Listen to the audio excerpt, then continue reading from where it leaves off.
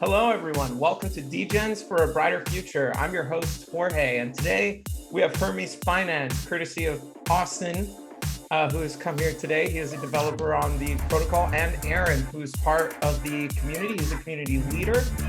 And before we get started, the first thing I want to say, everything we're about to discuss is not financial advice. Also, just letting anyone who's watching this know, I personally have a lot of Wrapped One in the One Bank. So take that for what it's worth. Do your own research. Be an adult. Anyways, with that being said, thank you both for coming here today. Really appreciate it. Super excited to learn more about some of the intricacies of Harmony One's up and coming DeFi ecosystem and where you guys kind of fit into this whole universe that's being built. So the first question I wanted to ask before we get started, for both of you, can you tell us a little bit about yourselves and how did you make your way into decentralized finance and into Hermes? I don't know. Who do you want to have go first, Aaron? Do you want to go first or should I go first? Yeah, I can dive in because that way you can. I mean, you have a lot more to. You mean to I'll say talk longer? Is that what you're? You have say? well, you have more history. You have more history, with Hermes than I do. So, I always joke. It's funny. I still hold to this day. My intro to decentralized finance was SafeMoon. That was my first buy. That's when I figured out. Wallets, keys. I before that I owned Doge stock on Robinhood. I was that guy. So definitely come a long way in the last year and couple months, which has been really cool. And then I got involved with Austin and Hermes DeFi because I am a part of a group in Harmony called Harmaforce, and they're a group that works to get unelected validators into the elected status and helps decentralize the network of Harmony. And I also personally, just for fun, I ran this really long Google Docs that presented probably 30 to 35 different Harmony projects in a completely unbiased manner. It gave a blurb about the project and then every hyperlink you would need to be able to start your own research. And one day Austin was trying to set up the validator node for Hermes, and he was in Harmaforce, and I was talking with him, and then he saw my thing and he's like, "Hey dude, can we get added?" And so I checked out their project and I was like, okay, this doesn't seem like a scam. Well, that was the only filtering process for the Google Docs. So I was like, I'd look at things and I was like, man, if this seems scammy, like I'm not going to even point people in the direction of scams. So I looked and I added to the list, and then I just became an active member of the community. And after being in the community for about 2 or 3 weeks, Austin was like, "Hey, do you want to be a moderator?" I was like, "Yeah, absolutely." Like it was the second or third time I've really helped mod a community. And then about 2 weeks into being a moderator, he's like, "Hey, dude, we want you on the team." It's like, "Okay." no, we want more, please. Yeah, I was like, all right, sweet. And so that, so it's been a crazy journey for me. My first step being now I held other cryptos, but really jumping into the decentralized finance, having to go through a DEX to get a crypto, that was SafeMoon. And it's crazy, to think about. I really thought SafeMoon was going to go to $1. I was one of those people ignorant on the idea of what market cap was, still learning. And it's been exponential growth for me ever since then. Now I understand why SafeMoon can never be $1, and things of that nature. And now my hopes and dreams are crushed, but it'll all get better. But yeah, that's kind of my dive into crypto, and as well as then my beginning of the journey with Hermes DeFi. That's fantastic. No, I love the story, like how your life kind of just drew you into this whole crazy madness of DeFi. I just want to make a small comment that Aaron was one of the most experienced people that I ran into on the Harmony network in terms of the scope. And like, you want to talk about growth, going from SafeMoon to doing research on 35 different projects, enough that he could compile this list. He also set up the Harmaforce Discord and was like just well organized and well connected. And I was like, that's fantastic, because I'm still learning about this chain. So Hermes actually started on Polygon and moved to Harmony with our second product. So like, that's part of our own journey that I can talk about a little bit. But yeah, Aaron was our first hire, essentially, after we were able to expand the team and start growing here on Harmony. So I can wind it back though. I can go back to like how like I got involved into crypto and DeFi, and how I ended up working on Hermes, which is something that I never intended to do. And I can talk a little Same. bit more about that. So I started off mining Bitcoin on my graphics card in high school. So at that stage in my life, it was basically the space heater for my computer as I played RuneScape endlessly. It was like, I'm a very technology interested person. I'm a scientist. I have my PhD in bioinformatics and genomics. So I've taken like this extensive study of very complex things. And my passion for computer hardware and technology really led me into crypto really early on. Unfortunately, I didn't save any of the Bitcoin that I mined. And I, missed the train on that one. And honestly, I was too busy through school, through all of these things. So I'm finally in this stage of my life where I'm able to take back more control instead of just having to learn and follow like this path of going through like the education system, which has been my home for the past like 25 years. My mom is a school teacher, so like when I popped out, it just started, and I've just been going since then. So I started really like in that like perspective of crypto, not like a big money perspective, but like just trying to understand and learn. And that was the same exact thing that led me to Hermes. So when I was, let's see, probably closer to the start of the pandemic and everything, I got more involved with finances. I was involved in stock trading and crypto trading, just because of finance, and I kind of understood crypto, so it made it easier to analyze things. And through that, I got onto L2s because who can pay ETH gas fees? And I wound up on Polygon looking at yield farm and yield aggregators. And through some of, I don't exactly know like how I found, I think it was through their token was listed on another site, and I like went down the rabbit hole and wound up on the website. And I was like, oh, these guys, like, this is I've never seen an interface like this before. I've never seen something that looks like this. And it was unique. And that really was a nice refresher. And so I got involved and started talking to Valley. His name is Roberto. So if I say Roberto, that's who I'm referring to, who is the CEO of Hermes. And I was basically like, hey, I'm a programmer. I like programming things. I would love to learn Solidity because it's super interesting to me, like programmable actions on the blockchain. He's like, sure, I'll set you up with my dev and you can learn from him. And I was like, sweet. Through a series of just like hanging out with them, getting to know them a little bit, trying to help grow their community, I realized that that was like the biggest thing that was missing in Hermes. There was a crappy Telegram channel, filled with bots. And there just wasn't a place for people to have like organized discussions and organized like meaningful conversations. It was just like, the standard crypto Telegram chat where people were spamming pictures and things like that.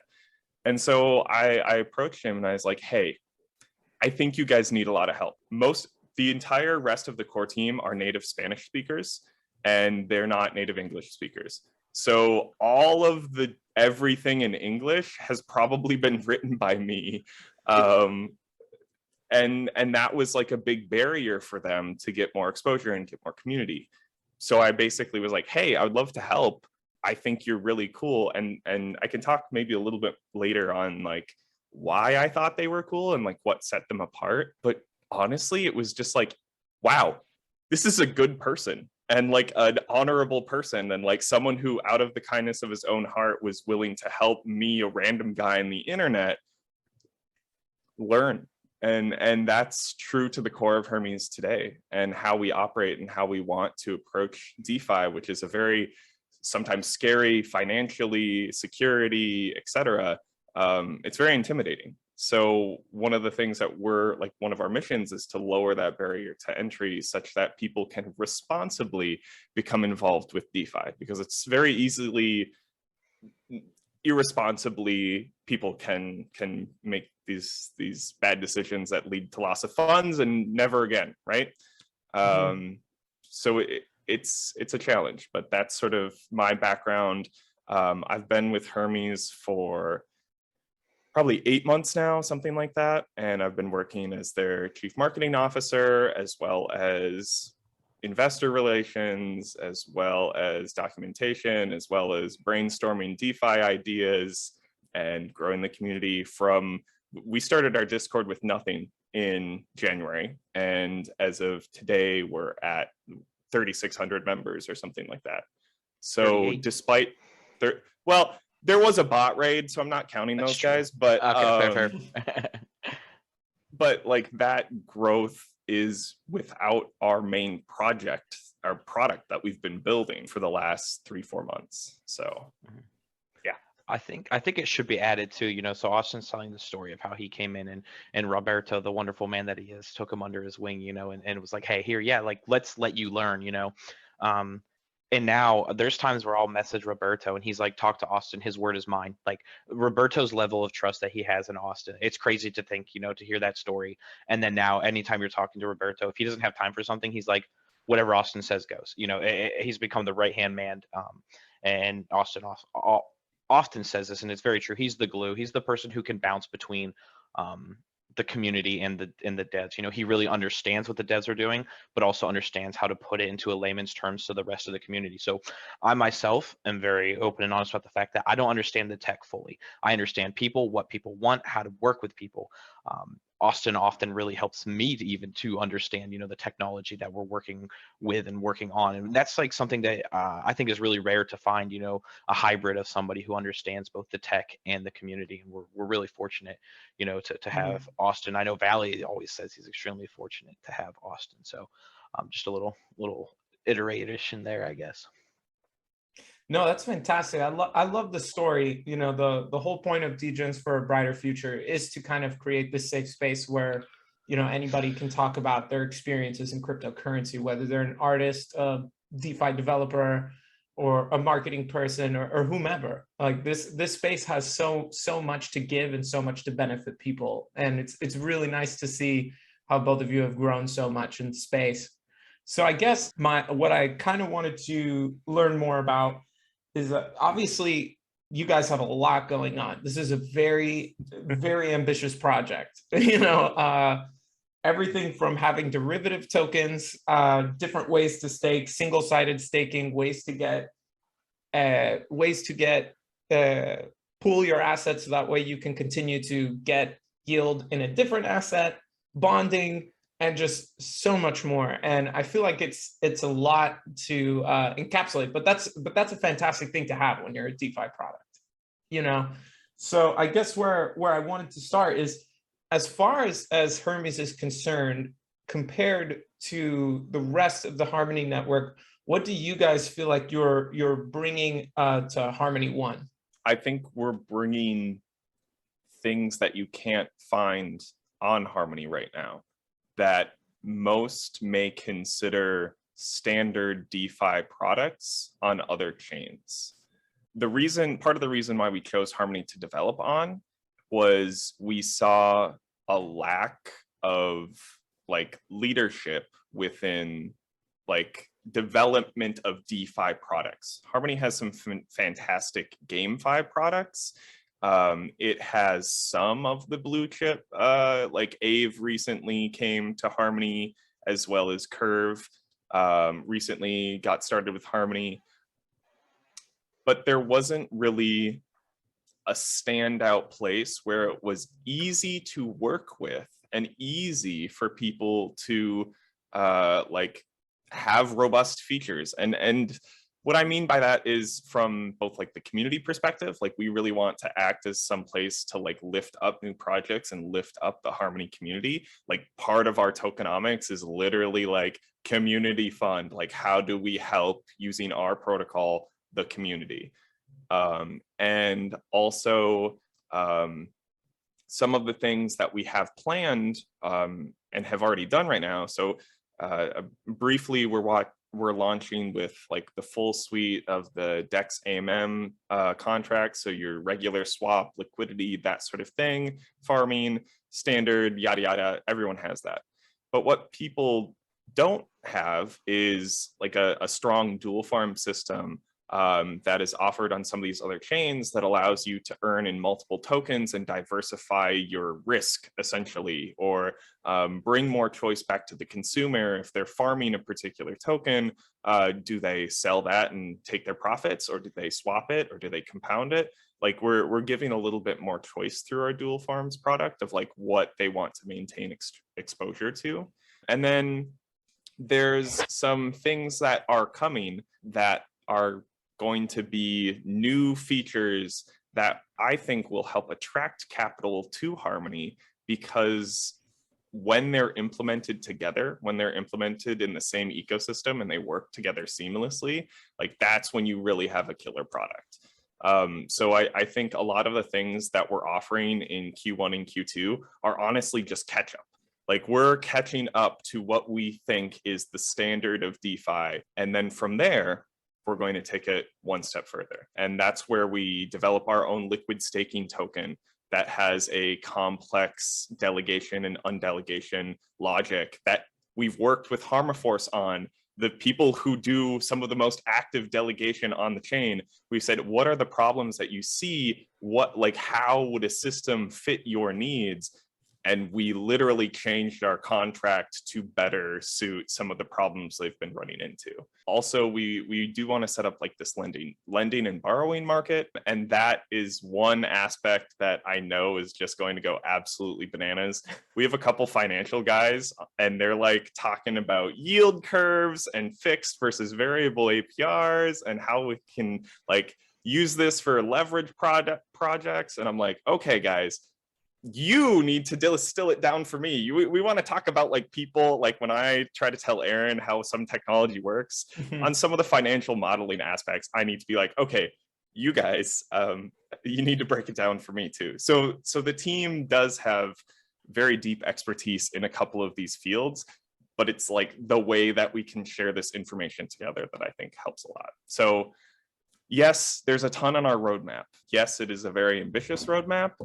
Yes, we have faced delays, mostly due to an audit process and actually the Harmony block time being a bit slow, but that's, at least we have a roadmap that is actively updated and you can always ask the status of these developments, or you can monitor it yourself and go to our GitHub pages and look at what commits are being made. Like we have an open development practice that mirrors Harmony's own.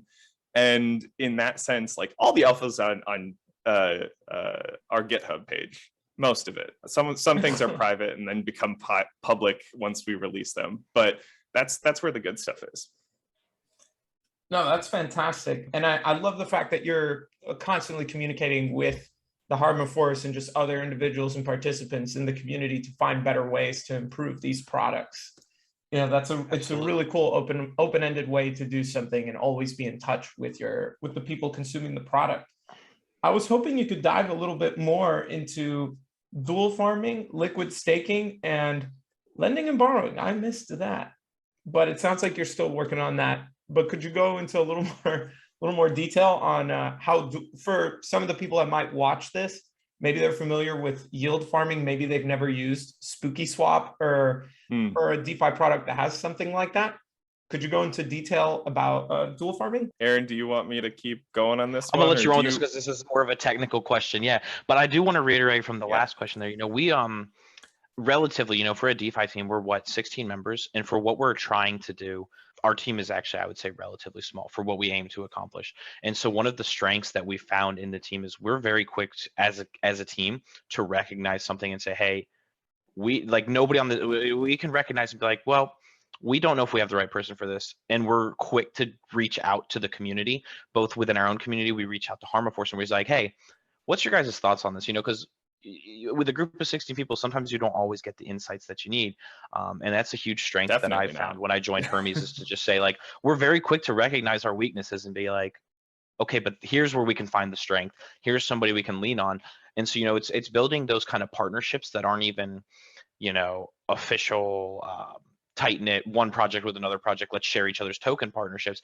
It's those partnerships where you're building knowledge off of each other, which we found actually pretty healthy throughout the whole Harmony ecosystem. And it's really cool that, Austin and I and Matt have found groups that we can lean on and say, hey, you guys did this really well. We want your opinions on how we should approach like a scenario like this. And I just think that's something we need to highlight, because it's important to recognize your weaknesses and to do the best you can to sort them out and deal with them. But after that, I'll let Austin get into the dual farms and liquid staking and the lending borrowing.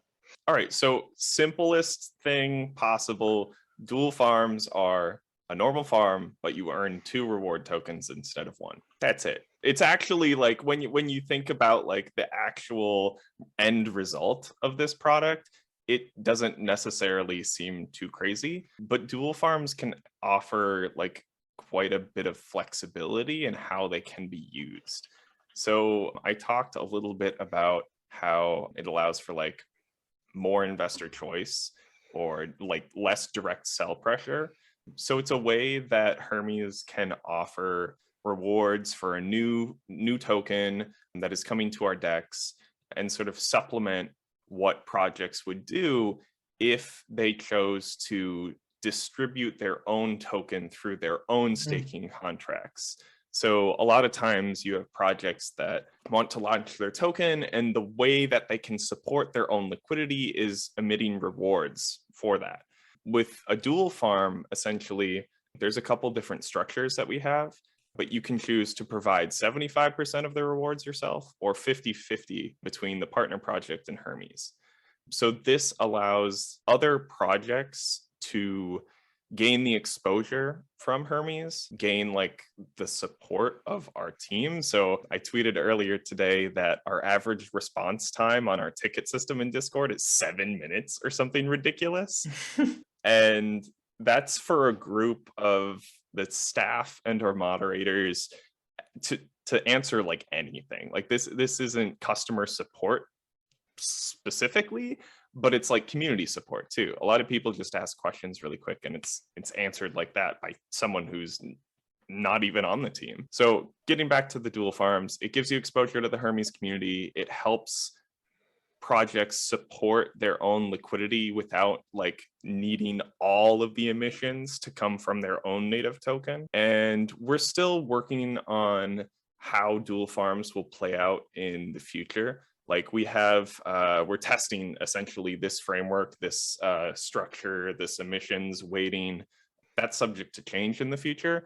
But what we've clearly defined, like the options available. You can have a 2-week farm, you can have a 4-week farm, 50-50, 75-25. You can pick, and we'll make a schedule essentially of new projects that want to have a dual farm on Hermes. So providing liquidity, typically the partner can choose between their native token paired with UST or ONE or USDC. Those are the tokens that we recommend in order to best fit like within our liquidity routing solutions. Very cool. And there's already Stone One or ST1, whatever you want to call it. So I was curious, what was the motivation behind having a liquid staking token of your own? I mean, at least in my experience, I typically find like a wrapped version of the original native asset on the blockchain, but I don't.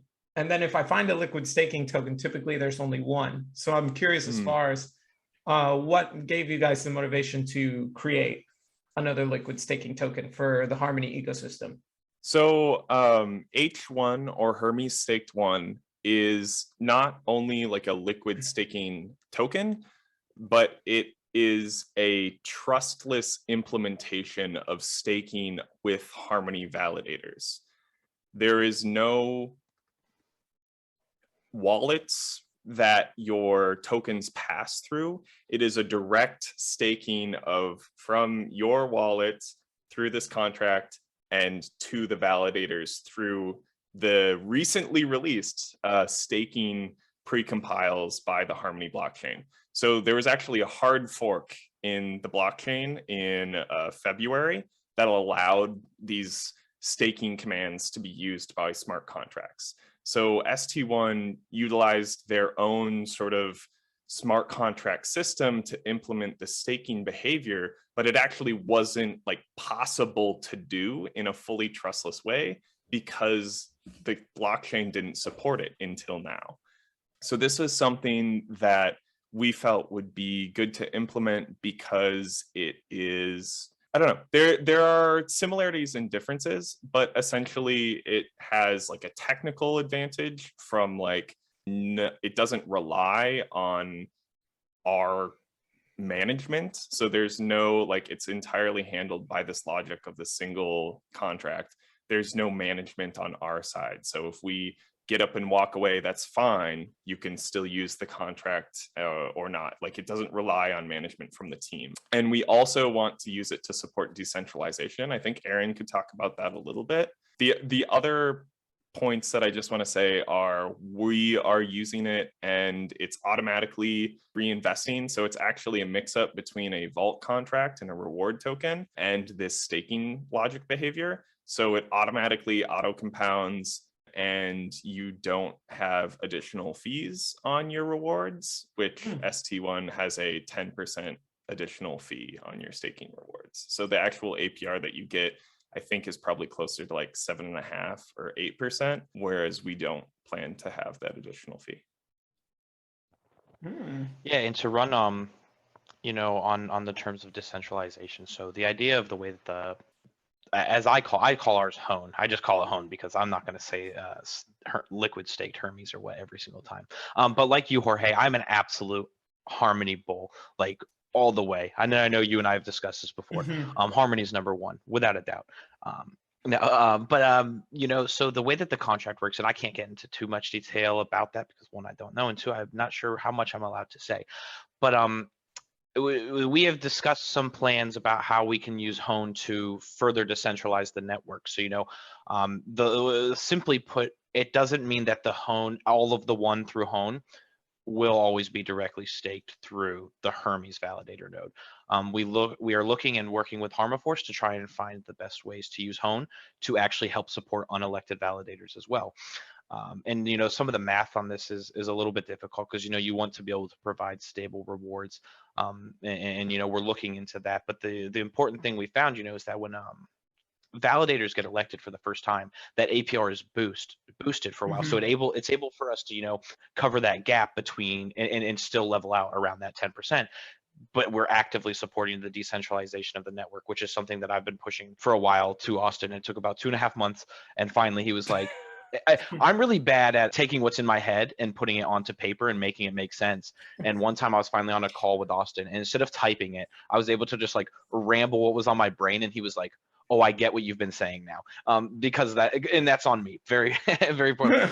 But the idea was we can further help the network. So we're not just focused on Hermes succeeding, because if Harmony succeeds and Hermes succeeds, that's a huge win for all of us, and we see it that way. And so we are pushing for the decentralization. We are pushing for the best we can help support this group, Harmaforce, sorry, because they're a completely, all volunteer group. They're not a DAO. They have no funding from Harmony. They do this all as a group because they want to see Harmony succeed, and that aligns directly with what we're trying to do. So yeah, it's a cool idea, and we're pushing for it to see how best the contracts can work. And like Austin said, we went through a process of talking with Harmaforce, and they were giving Austin ideas, and then Austin was going back to our devs, and they were like, and is this possible? Can we do this? Can we add it before the contract goes out for audit real quick? And I think it was it was a weekend.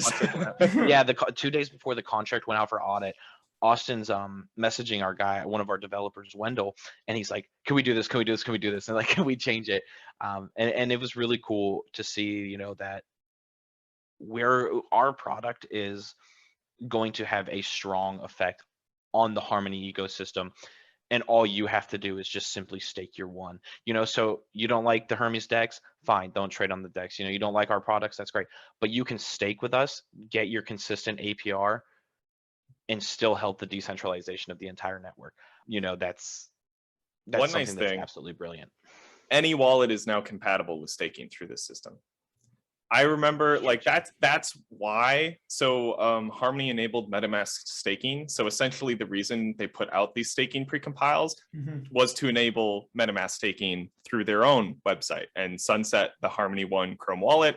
Not going to talk about that unless we go back to it. But essentially, this allows anyone to stake using RPC calls to a contract. And so any wallet theoretically can support this. And it's like, think of it from like a decentralization aspect. Like it's another option to enable more people to easily stake. And like we'll have one of the things that we've hired 2 people for is literally analytics.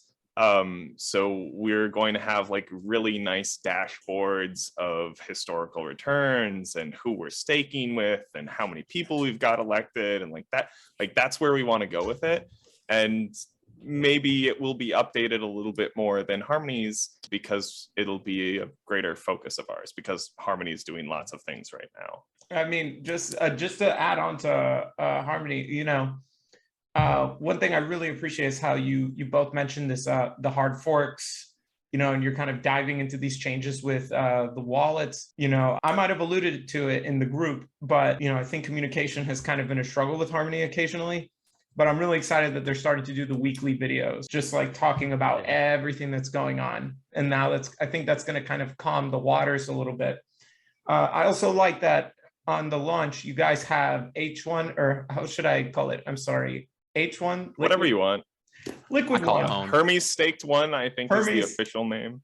We'll call it Hermes Staked One. I'm excited that you guys have a 1 and Hermes Staked One pool, so you can like continue to auto compound this staking yield that you were talking about earlier, and then you can also build on your 1 position and also reduce impermanent loss to near 0 levels. So I mean that I think is really cool. So another thing I wanted to ask. I was going to dive into lending and borrowing, but I also wanted to ask you one of the really cool things that I think you guys are doing too is bonding. I feel like that is like a very unique proposition that you could purchase an asset at a discount vested over a period of time. I was wondering if you guys could talk a little bit about that too. I think what Aaron was going to say is a slight disclaimer that due to the audit process, H1 is not going to be available directly on launch, but shortly thereafter, probably about a month, because it's a part of our second round of audits with Certec. But it will be super secure. One of the things that we're like committed to is safety in general, and like finally having enough capital to make sure our contracts are like 100% externally audited in addition to like all of our internal work is super good and super important, and I think more projects need to do it. So what will be available, I anticipate that bonding will be available before H1 and all of our liquid staking fund. But essentially, I can talk a little bit about what bonding is in case people aren't familiar. But bonding was introduced by Wonderland, which you may have heard is like an Olympus 3-3 game theory way of tokenomics. And it was this very interesting idea that caught fire last year and spawned like probably hundreds of derivatives and forks. But basically through this contract system, there was a sale of the native token to buy liquidity of the project. So in this way, the protocol was buying liquidity that it could theoretically then earn on and redistribute those profits to holders. The problem was with Wonderland and everything who directly forked Wonderland was that it was hyperinflationary. And unless you had like exponential user growth until the end of time, which you'll quickly run out of people, it's not sustainable. So what we did is we've taken the bonding model that Wonderland developed, where you can earn a token over a set duration at a given like discount rate based on the prices of things when you enter into the contract. We've taken that idea and we've taken the idea of protocol owned liquidity and we've taken it and made it reasonable. So like I mentioned before, we have a couple really finance heavy guys on our team, and they analyzed this from a very traditional finance background, looking at what bonds do we want to acquire, like what liquidity do we want to acquire as a protocol. Obviously, we want to support our own liquidity, but we also want to build essentially a reserve that we can then deploy and invest. So like the Hermes protocol is the DEX. The Hermes protocol is bonding, but the actual Hermes protocol, and what people I think are still sleeping on, is the idea that the whole point of this system is to generate protocol-owned liquidity, which in turn helps grow the DEX. So when we talk about what is Hermes used for, it's redistributing fees earned from the trading system. And that trading system, in part, is supported by this bonding. So it is a way that we are generating our own liquidity in like a very controlled fashion. So we're offering 2 different time periods of bonds. Again, we have a 2-week bond and a 30-day bond across a variety of different tokens and pairs and discount rates and allocations. And they went really crazy with this thing. So what I can say is the docs page, I think, is pretty well written out, and we've reserved at this point 8% of the total supply of Hermes for our bonding product.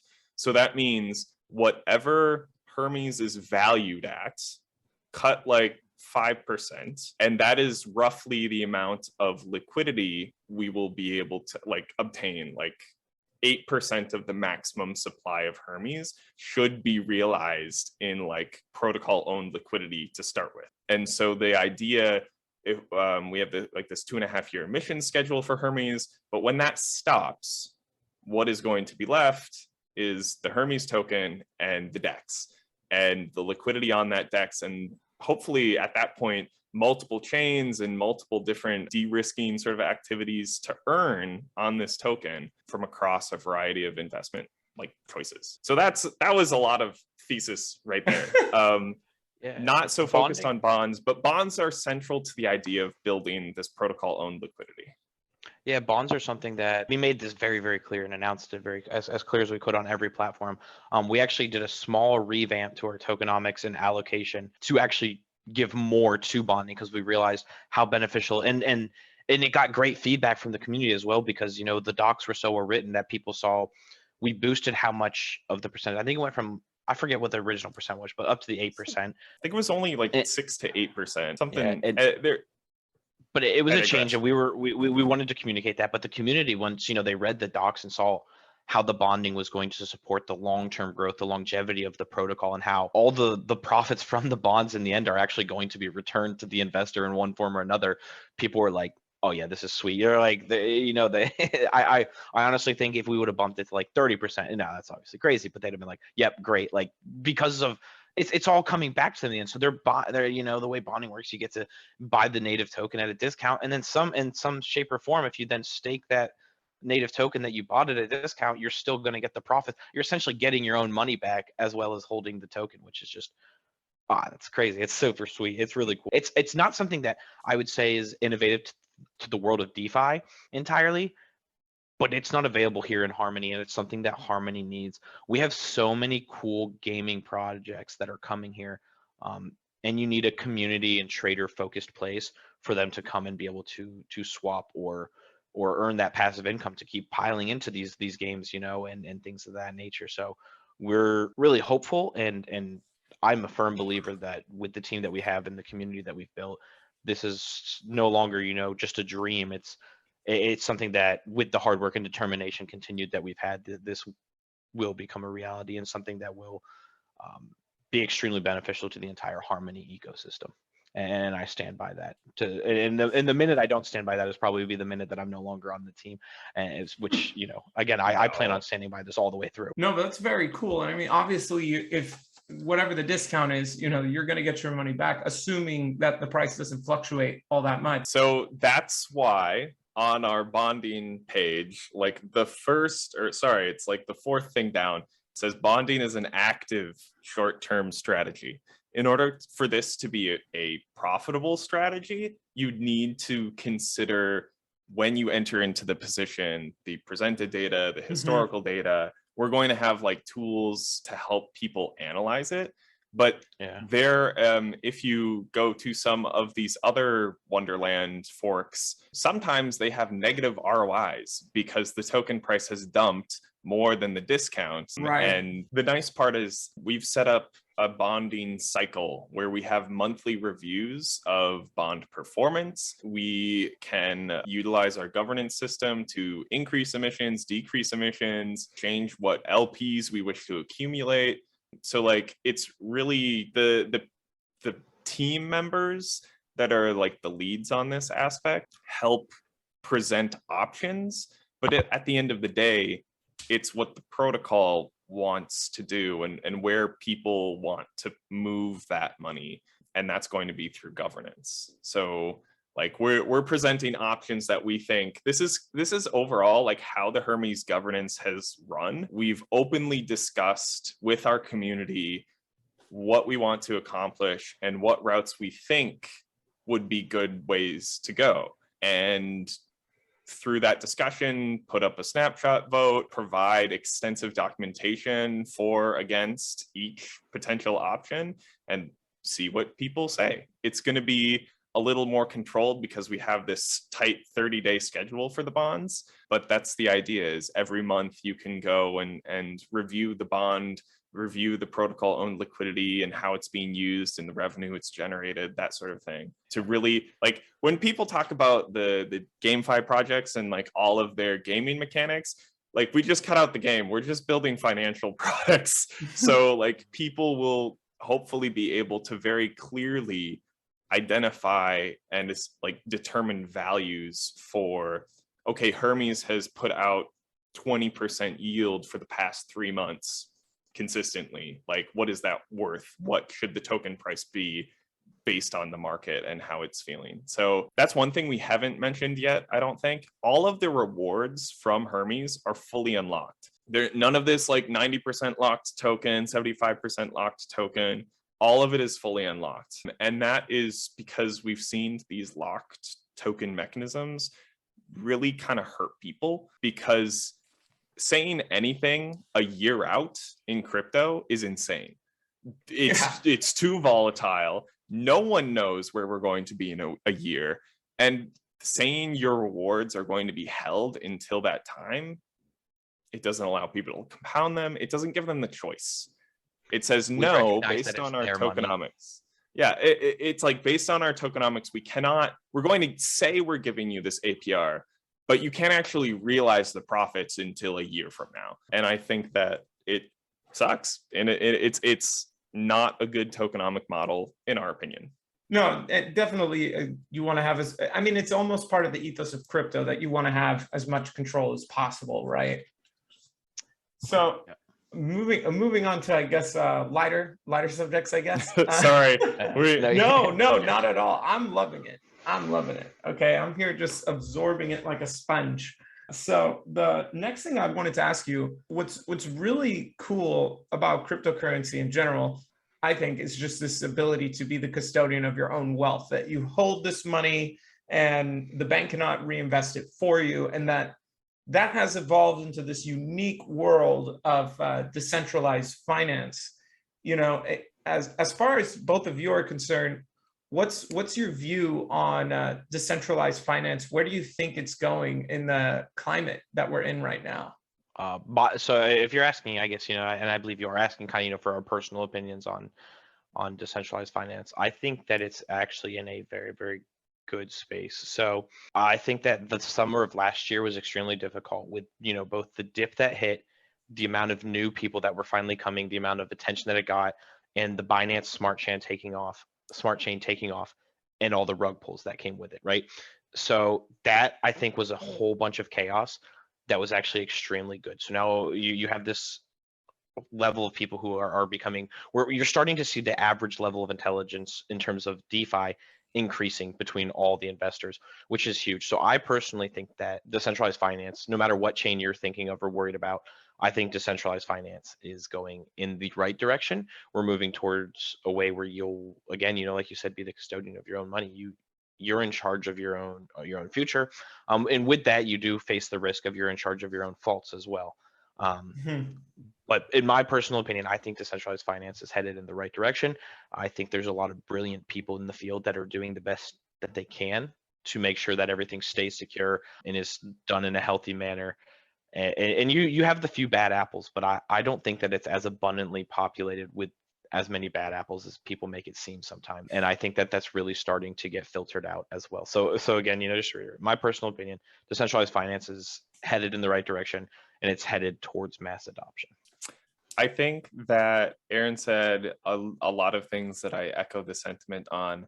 I think that overall, sort of like from a macro perspective, things are maybe a little sketchy right now. From like a global perspective, things in the world of traditional finance are currently a little on edge. And I think that one thing that I've kind of been sad about is how highly correlated crypto has become with the traditional finance markets. And that's just something that I guess is maybe not unexpected, as the emotions of the market should be felt irrespective of what that market is. Mhm. And so you have like this high correlation, probably from an emotional perspective, but there's also obviously like a lot of technical, like I don't know what the correlation of Bitcoin to NASDAQ is, but I think it's like 0.8 or something ridiculous. 0.9. Like it's 0.9. There we go.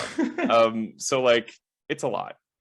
I think that, Aaron, what you said about the average person becoming more knowledgeable about DeFi and understanding crypto is like their way of taking ownership of what they want their money to do is a really cool thing. And I think that there's still a lot that needs to be done, not only from like the education side, but the accessibility side. Having things like well documented is good, but like the steps that eventually, when I have the time, or I would love to like in the future go back and do more of, is like translation into other languages, or utilizing AI to generate videos of things, because some people learn very well on videos, and some people learn a lot well on graphics, and some people are like textbook nerds and they're like, no, I want all the math. And like all of these people are people that we want to appeal to. We want to help educate, and we want to help them like grow. The other side of this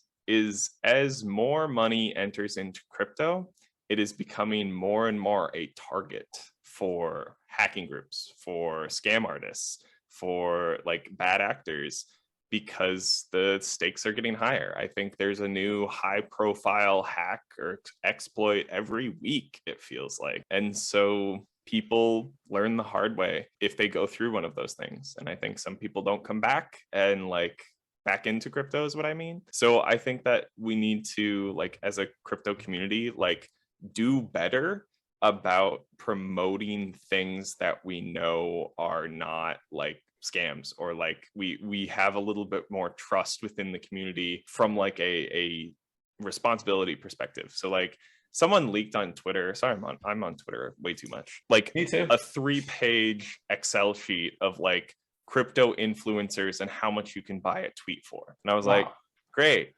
That's just a sheet someone's running, and you can buy influence like that. And we all know this. This is a thing that can happen. Hermes has not had any paid marketing, period. Like everything we've done has been like our own native token giveaways, our own like reaching out to members in the community, but we've never paid for any influencer type anything. And I want to keep it that way, because I don't want it to seem disingenuous. Like I want people to learn about us in a responsible and healthy manner. And not all projects share that same mentality. Yeah, our growth is 100% organic. I mean, I've been in some of, obviously Austin knows, I'm an active member, and now it's over 40 different Harmony project discords. And the ones that I actually like the least are the ones where you go and they have a shill post that's like you're supposed to copy paste that and take it to other projects. And I'm just like, ooh, that ain't it. It's just, it's not the right approach.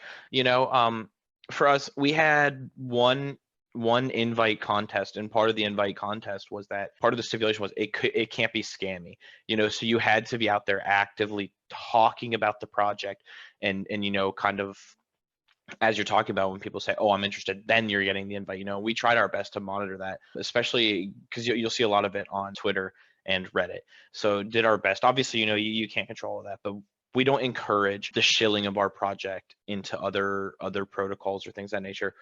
We rely on our team, myself and Matt, the community leads, to really do the outreach and get our name into other projects if that's what we want to do. And so the fact that all of our growth is organic, like Austin said, we don't even have our product out yet. We don't even have our masterpiece in place yet, and people are already here and they're here for it.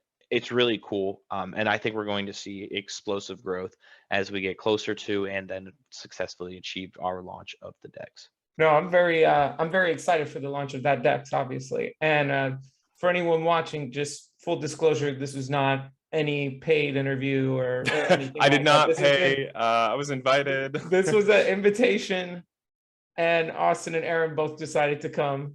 Full disclosure, just in case anyone is wondering, just to add on to that, those comments that you made earlier. So interestingly enough, you mentioned bad actors. I think in terms of cryptocurrency and also DeFi, this seems to be a very contentious subject all around the world. Out of curiosity, just from your guys' perspective, obviously the idea of owning your wealth, taking the faults on your own and also taking the successes on your own. I guess where I'm going with this, obviously it's a very contentious time as far as regulation is concerned, and people are still trying to figure out where we should be as far as that's concerned. And I'm not going to name politicians. This isn't a political channel, but it will be if we're talking about cryptocurrency. So what direction do you think the government should take, if any at all? And what role should they be playing or if there's a role for them to play as far as DeFi is concerned? That's such a tough question because half of me is like, stay out. So many and thoughts. The other, right, and the other half, so half of me is like, please God, don't touch this, don't ruin this for me. And the other half is, with regulation comes even bigger money. If we saw regulation, I think my only ask, which nobody's asking me because nobody cares, would be that it's a new group created and that regulations aren't set by the SEC. I think that the government would need to form a new group, a new branch of people who are capable of understanding and handling this. And I just don't think that.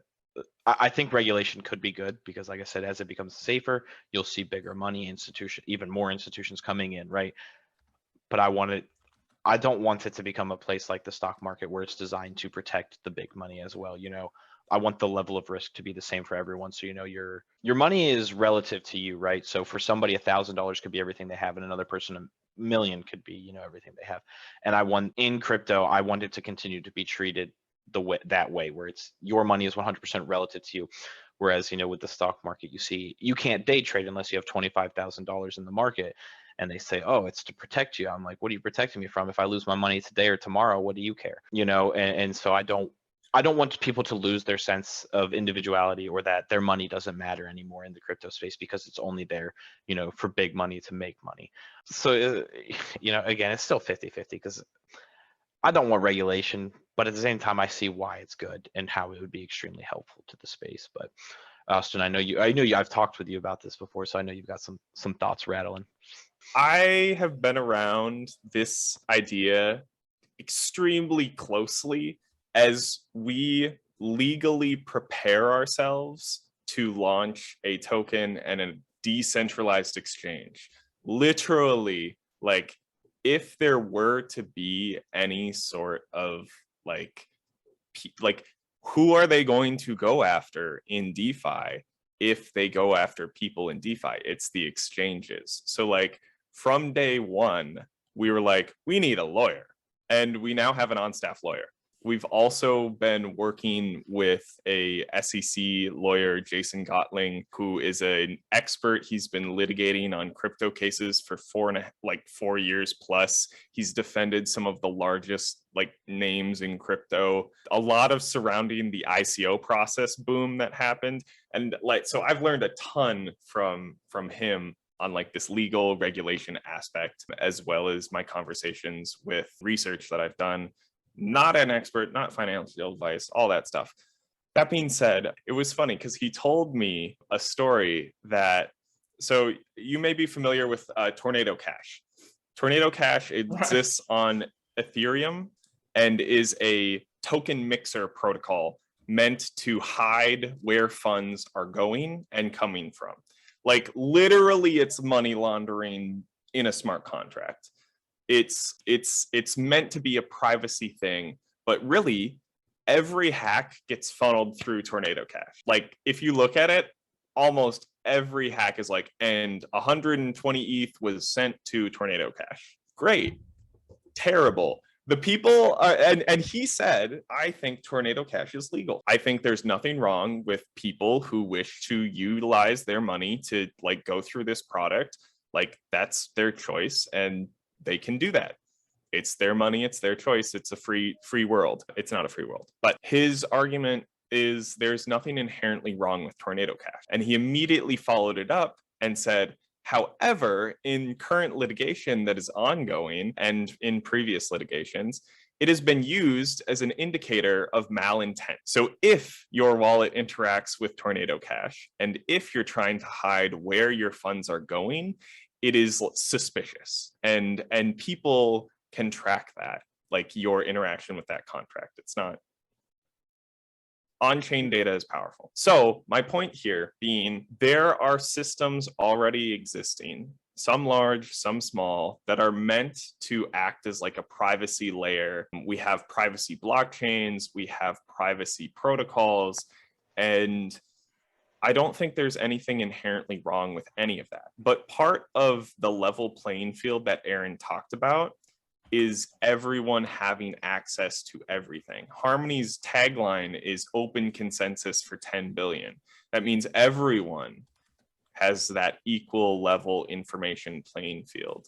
So in some sense, we shouldn't be afraid of regulations. Typically speaking, the regulations that I'm most worried about are like freezing of centralized exchanges when people use crypto like they should. Like if I buy something with my credit card and it pays me out in crypto rewards, fantastic way to scale into crypto. However, if I suddenly can't access a lot of those funds because the government decided to flip a switch, that seems wrong. So it's a complex topic. There's pros of regulation. There are definitely ways that regulation could be extremely harmful and disruptive to the ecosystem and its growth and the potential that it has. So yeah, I think asking more specific questions is a better way for me to keep going on that subject. No, I mean, I guess a way to sum up that concept, maybe what the lawyer was leaning on to when he mentioned that to you, is that in a way, you know, cryptocurrency, it's a tool. It's a technology that appreciates in value, but inherently it's a tool. Can you move hundreds of millions of dollars through Bitcoin? Yeah, you can easily. You know, can you go on a smart contract on Harmony and is it cheaper than most blockchains? Yeah, it is. But on the same hand, all these things can be used by bad actors. A knife in the hand of a chef is going to make you great food. A knife in the hand of a murderer is going to make mincemeat out of a victim. You know, that's just the chaos of the universe. So I guess it's this fine line of if you made the tool, does that make you at fault or liable for these things that happen? And I'm not a lawyer, and you should definitely not take any legal advice from me or Austin or Aaron or anyone else here.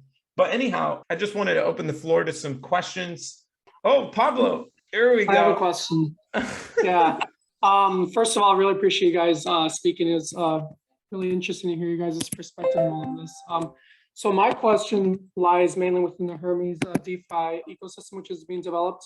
Austin, when we spoke, you had mentioned previously a little bit about your excitement regarding to Plutus. I believe it's PLTS. Correct me if I'm wrong. I was just wondering if you could just kind of speak about that a little bit and what kind of impact that's going to have on the developments of the Hermes DeFi ecosystem. So Plutus is our native token on the Harmony blockchain that was used as a farming reward mechanism and sort of a long-term launch for the Hermes token. So before it ever was minted, it was decreed that you will convert Plutus into Hermes and it will be a transitionary token. It is founded through a transaction tax So there's a 3% tax on Plutus, but 100% of that is returned to the community. So 2% of that is kept as DAI and paid out to people who stake Plutus. So single staking, earn DAI. And that's been fantastic. Like as a product, we've distributed, Aaron, I don't know, over $100,000 through the Plutus token and its contract, something close to that. I know it's at least. Are you talking about the one 97,000. DAI that gets pushed out? Yeah. So we haven't. We're like right on the cusp, because I know we'll make an announcement when we hit 100,000, but we're right on the cusp, and somewhere in between like the 95 to 99 range. So keep your eyes out. We are getting super close to that. So basically, the purpose of the token was twofold. A mechanism for us as developers to make connections on Harmony and offer incentives to other projects to work with us, which is like how you get started. Like you need to have those connections. So we were able to do some like single staking partner token pools. And then whatever you earned, you could keep if you wanted to. You could sell it, fully unlocked rewards. You can always sell it. But we've managed to sustain a token price despite this like typical farming token behavior where it's something that you earn from yield aggregation and from staking with us. So like I said, there's been like real tangible value from the Plutus token. The APR for single staking has ranged from over 300% to 10%, but it's pretty much always been like consistently above 10 to 20%. So like from a perspective of someone who bought on ICO, we're still sitting at least almost 3x above ICO price right now. So like the mechanisms that we've designed with the Plutus token have been remarkably successful in raising funds, growing our community, and preparing us to launch a DEX with deep enough liquidity to support a DEX. Like the Hermes 1 LP that is primarily going to be generated from a separate mechanism that we've also built is going to be like 2.5 million on launch or something like that. It varies.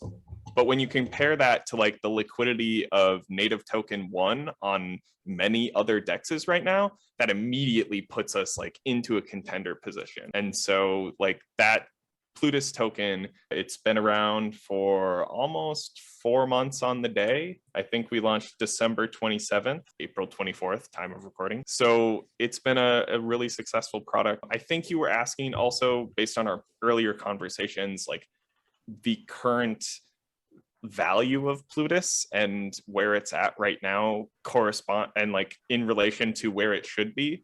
So due to the interaction of the Wrapped One Bank, which has garnered currently like almost $1 million in funds that will be used to purchase Hermes on launch. The effective launch price of Hermes is like $2 right now. And you can trade Plutus for Hermes at a set ratio, a public ratio of 0.56. So if you do the math, Plutus should be worth like $1.12, and it's currently worth 30 cents. So there's what we're calling like an arbitrage opportunity for taking on the risk of holding on to Plutus through what will surely be a volatile launch. There's an opportunity to go from a token that is worth 30 cents right now to like exchangeable value converting into Hermes of the Hermes itself is going to be like $2. So the calculations done for this are on our document page. We do not recommend people to do anything before reading about tokens and how they work, is how I'll end that statement. Forgot, not financial advice. Not financial advice. Oh, yeah. Thank you, Aaron, for posting that. Not financial advice, just math. Just math. Nice. So, hey, Aaron, thanks for your well thought out response. I really appreciate it. I want to follow up with one final question.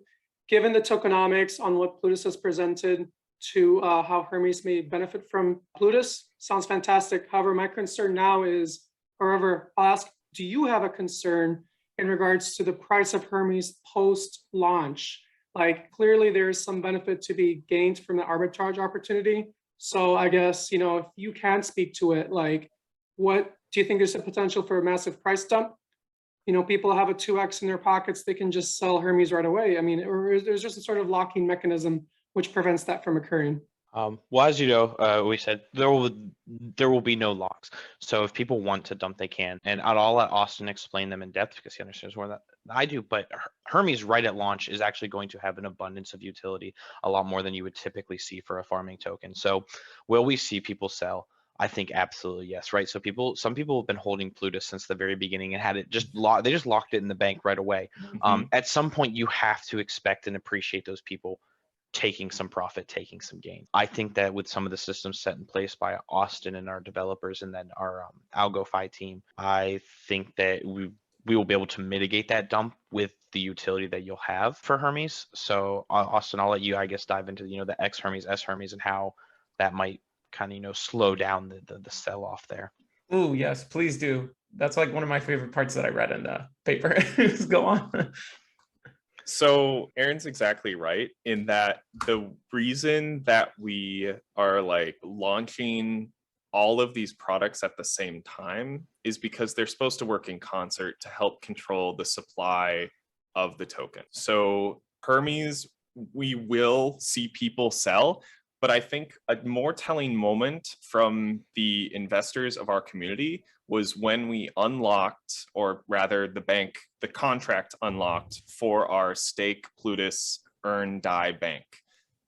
Aaron said before, this was available on launch and it reached about $750,000 worth of Plutus in the bank. When that unlocked, almost, I would say 80% or greater of those people freely took that Plutus out and put it in the open stake pool and sat there since.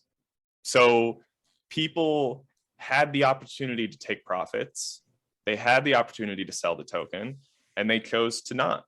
So I don't know how well that percentage will hold up, but based on that was just like a single utility for this token, right? Stake Plutus, earn DAI. And it honestly, at the rates that it's doing right now, it's not like super ape, right? It's not like super like degen level APR. And so it makes you feel like there's a more intangible reason why people are holding, right? It's more of an emotional or a future utility. But when Hermes comes out, we will have that utility immediately realizable. So 30% of our farming emissions are going towards the Hermes 1 LP pair. So immediately, like the people who are coming out of the Wrapped 1 bank, they are withdrawing Hermes 1 LP tokens. And there's going to be two buttons, I hope. Don't quote me on that. My front end guys still got to do it. But hopefully there's going to be a withdraw LP button and a farm LP button, and we'll put the APR and people can choose. You can break your tokens, or you can farm it at X APR. So like from a user walkthrough experience, hopefully that's a really seamless experience to maintain the liquidity of the token and the DEX. If people want to realize profits with Hermes, there are ways to do so without selling the token outright. So getting back to Jorge's point, we have two staking like derivatives of Hermes. They're called X Hermes and S Hermes. So X Hermes is similar to some of the other mechanisms you've maybe seen, like XBoo or XJoe when it still existed. I don't think it does anymore. But basically, you gain more exposure to the product. So you stake Hermes to earn Hermes. That appeals to some people who want to gain more exposure to Hermes. But if you don't, and you want to reduce your risk and reduce your exposure to Hermes, we also have S Hermes, which rewards people in UST. So it's going to take that same idea of staking our native token to have a stable yield in a different coin. And we paid DAI, the stable coin, because we're going with a UST-based liquidity system. It's going to pay out UST. So it's fed from, instead of now a transaction tax on our token, the trading fees generated by our protocol, which, by the way, are a 0.2% swap fee compared to the typical 0.3%. So like the way that this should work is I'm hoping it'll be 20% APR and people will be like, whoa, this is sustainable. And like it becomes a more like realistic way to have a direct, like this is handled by smart contracts. There is no team airdrop of things. Like it is literally use the DEX, earn the fees are paid out to token holders, cut and dry, like, and you can choose. So we're really about these choices. You can choose to get that exposure in Hermes or get that exposure in UST. So you can farm it, you can use it in those two derivatives, or you can, I don't know, send some to your mom. Maybe she can buy a latte. You could set up this whole economy with her. I don't know. Maybe I'll try sending my mom some Hermes and we'll see what happens.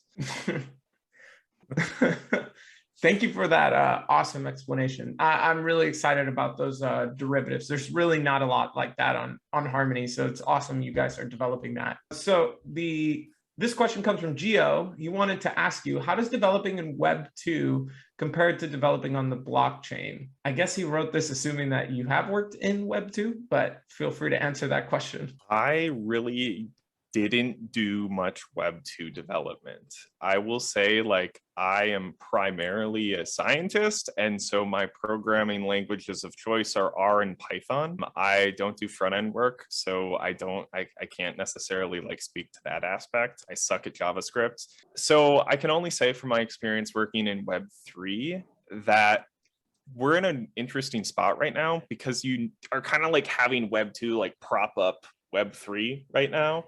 Like a lot of the communication tools that people are using, like we're still renting servers for these things. Like a lot of blockchains aren't compatible to run on a home PC, for example, and have stability. So like, I can't speak too much to this question. Also, I'm not like primarily like one of our primary developers. Like we've talked about my role a little bit more. I guess it can be good, it can be bad, depending on what you're trying to accomplish. Some things are extremely simple in Web3. Some things are extremely hard in Web3. So it's really highly variable. So interesting. That's my best answer. You said some things are really easy, some things are really hard. What in particular would you say is really hard? Upgradability and security. So think of every freaking program you've ever used. They typically have patches that come out, right? There's security updates, there's new features added, there's like this scalability aspect that is really hard to achieve in Web3 in a secure way.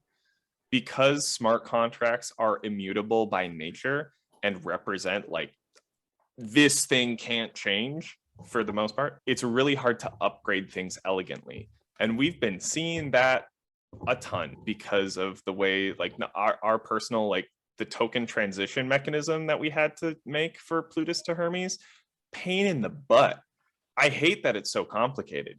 Theoretically, you take this token, you exchange it for this, and it's done, right? But because we are locked into how the contract operates and how we have to handle like different snapshots and all these other things, like we have to do it this way. And it just so happens that it's like 10 steps. It won't be 10 steps for the user, but from like the transition standpoint, it is. So I think that's the biggest and hardest challenge is upgradability. The current implementation of like proxy contracts. So you can have a contract that sits on top and receives the commands and then directs those commands to a contract address that you can update.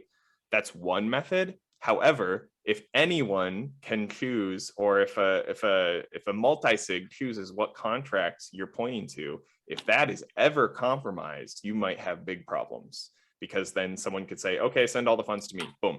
So it's like a security problem that I don't think has been solved, and it's really hard to do because of the nature of smart contracts. So I think that's the biggest, one of the big hurdles that we still have to tackle. Interesting. I really appreciate that type of insight. It's very easy to get caught up in the layers of blockchain that provide security, but also but it's interesting to hear about the intricacies of the smart contracts themselves and how they can have issues or bugs in them that can cause hacks, stuff like that. I saw a Twitter thread where someone did the equal one instead of like greater than equal one, and it's like $32 million in ETH forever locked in this contract now. There's no way to get it back. It is immutable. It's just stuck, and there's nothing anyone can do. That's like a good example. Wow. Good for anyone that holds ETH. Yep. Burn. It's burned, baby. That is, that's painful to hear. Austin, Aaron, I really appreciate you guys taking the time to come on Degens for a brighter future. As the name implies, Degens will bring a brighter future. I think so anyways. Before I let you guys go, is there anything you'd like to tell our audience? The good, the bad, the ugly, anything at all? Well, so I guess, a shameless shill right here, if you're looking to get into decentralized finance, not even looking to get into Hermes or directly Harmony, I strongly recommend you check out our community-driven wiki, which has an amazing article to start with called Introduction to DeFi that will really give you all the bases you need to know. I know you guys here are a group of extremely intelligent people. I've spoken with you guys all before.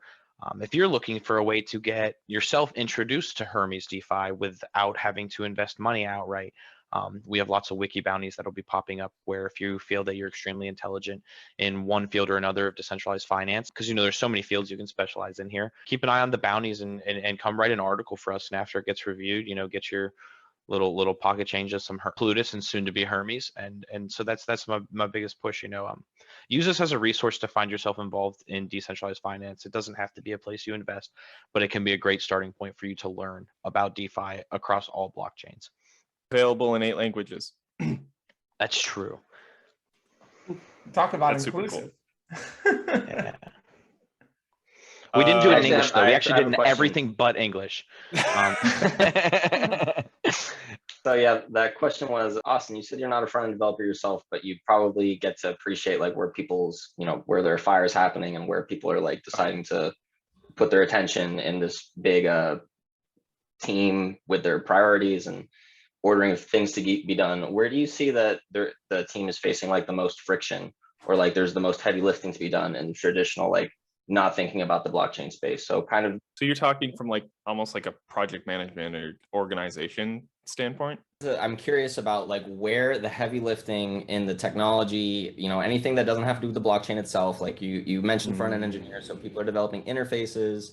There's probably some database that you have outside of the blockchain that you're using to manage information, and you're building all these systems.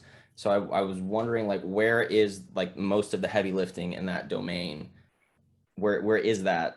Right. So it's really hard to find good developers, both front end and back end. For our own purposes, we currently, like, all of our things theoretically work like without any front end, right? The challenges with front end, I think, is it's like, I don't know, I would love to have one of my front end developers answer this question maybe, but like there's so many things that are very precise when you're working with a smart contract, right? So maybe this has happened to you where you use an interface that has a certain decimals, like you hit the max button and it just goes like 20 decimals or something like that.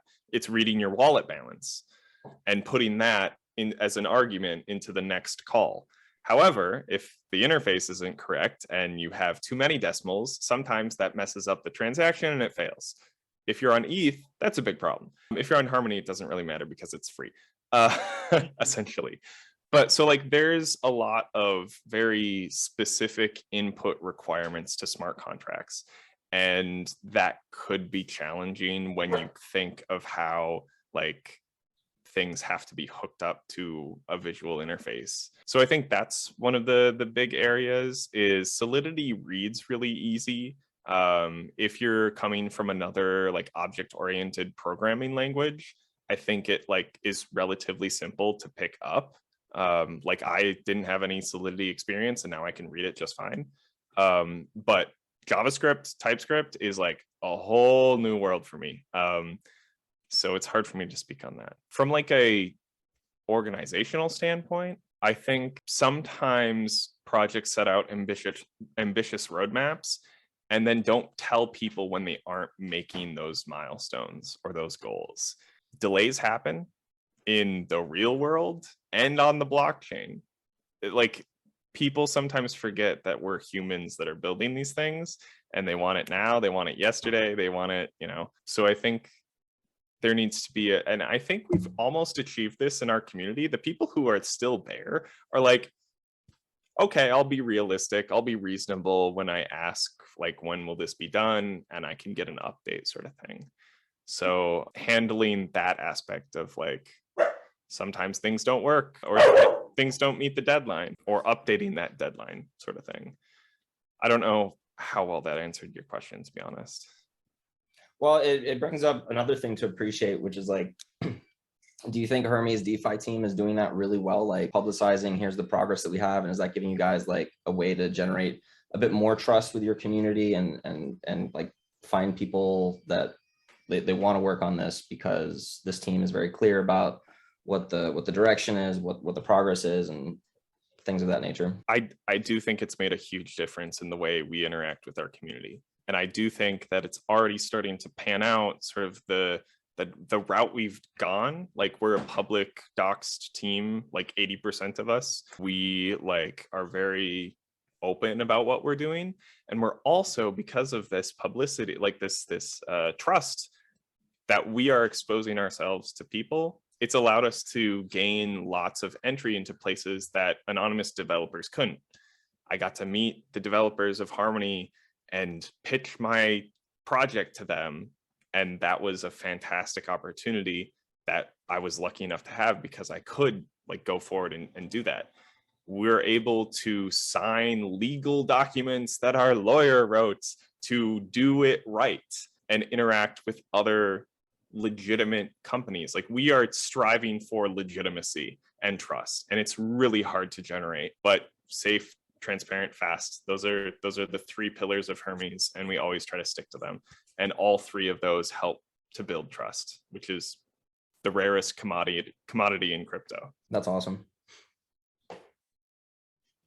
Hey, no, I've really enjoyed this this conversation. I feel like I learned so much about DeFi, and I really appreciate you both breaking down some of these tools, especially bonds. I definitely, after reading it, hearing you guys talk about it, clarified it a lot. And I hope the Hermes community watches this video too, because I feel like this video would be very helpful for everyone. But anyways, I guess before I let you go, are you guys bullish? Are you Always. bullish? Every breath of my life. There's just so many things like, well, I mean, just think about alone the bullish opportunity that you have coming up in the next month on Plutus. So like, Plutus is coming to an end, and there's still a huge bullish chance on that, just with it being at 28-29 cents right now, in the current price jumping to $1.25 or $1.95. I mean, that, you know, even for short-term players, there's a reason to be bullish. And then for long-term, I mean, I stand by the fact that in the Harmony ecosystem, we will have the most utility-based farming token that the Harmony ecosystem will see to this point. And I am so bullish to the fact that I think that when we pop our decks and everything, we are going to Are we gonna melt faces? Is that the expression? I don't think we're gonna melt faces. I'm saying I'm so bullish like that we're going to see copycats, because everything we do is open source. So I think that very quickly after our launch, after we have a fully CertiK audited open source GitHub, right? I think we are going to see quite a few copycats, which in crypto is absolutely just like, because, you know, for every one person that goes to a copycat, you have like 4 or 5 that are coming to the main thing, because you know, they were learning like, oh, this is an original, here's the original, this is what we're gonna work with.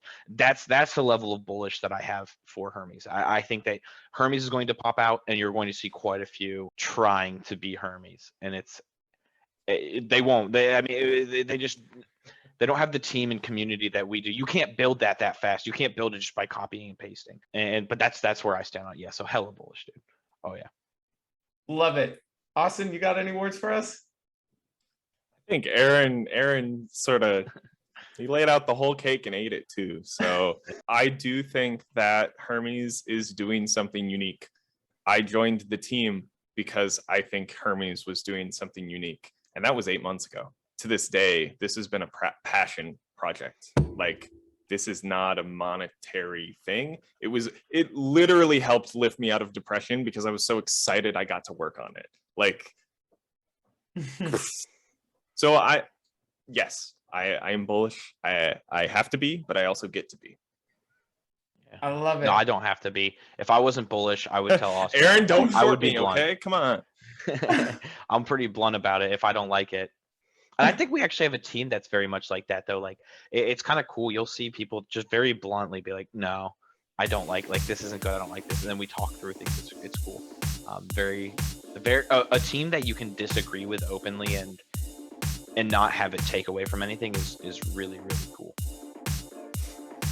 That's awesome. And hey, thank you guys for everything. Totally appreciate it.